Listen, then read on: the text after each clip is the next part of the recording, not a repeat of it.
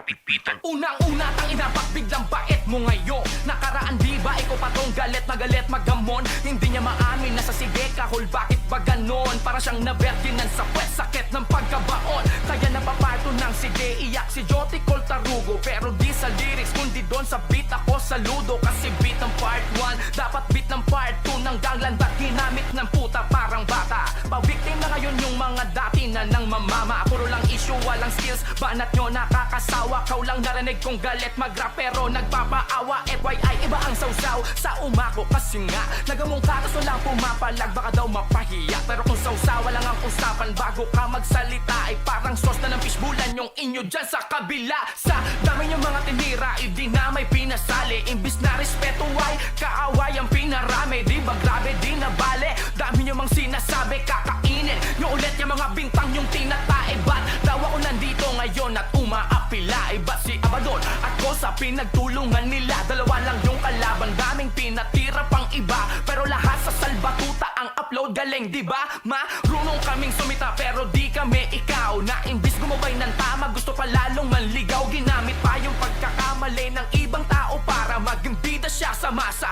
Bistado yung baraha, respetado pangalan ng pinangarap yung daling. Ngunit ang mambaboy ng iba ang hinahanap yung gawin. Kayo nga tong konsentidor, ba't ba hirap yung tanggapin? Tignan nyo nga si Charlie Wack, pinagrarap nyo pa rin ang hingilag. Nang daw ako naman damay tang ina. Ganun talaga pag asintado, walang damay na iba. Napakarami yung sagot, ako pa hugas kamay ambot. Bastos kapag tumira pero pag rumespeto tako. Halatang mga cloud chaser lang to daming pautot. Nakahanap lang ngayon ng butas kaya puro palusot. Mga veterano, pag merong nega lamang nasulpot ng buburatat nagkukupal yan ng galawan yung supo.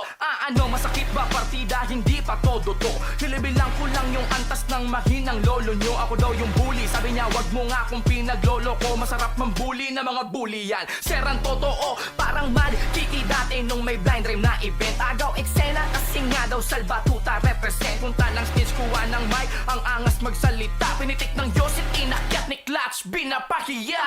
Tama uling nagkita tayo nun sa Araneta. Ako yung unang lumapit nun at nanghingi ng pasensya para yun sa dating gera. Ngunit ngayon abateka, gusto kong bawiin na sabihin pakyo ka ng 30.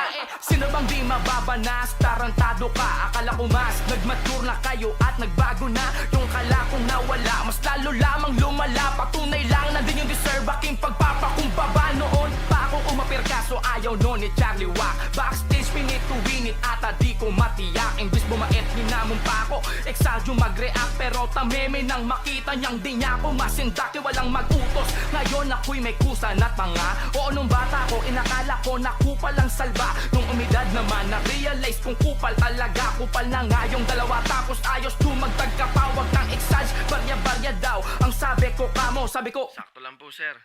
bento ka masyado. Mga inggit lang ang gago na mag-guess sa probinsyano. Kahit extrang juice man lang na binubugbog namin ni Cardo. Sabi nyo nun, walang hip-hop sa Pinas, tapos na yan. Ngayon old school, new school naman, sarap mong kobrahan. Respeto lang daw ang gusto, tama na ang bolahan. Kahit mon, pag di nyo kakampo, di nyo masuportahan. Ayaw nyo nga sa unity, kasi dyan kayo nasanay magka-opportunity. Pag meron kayong kaaway, di makapagpa-inspire, kaya nangi-hate na lang sila.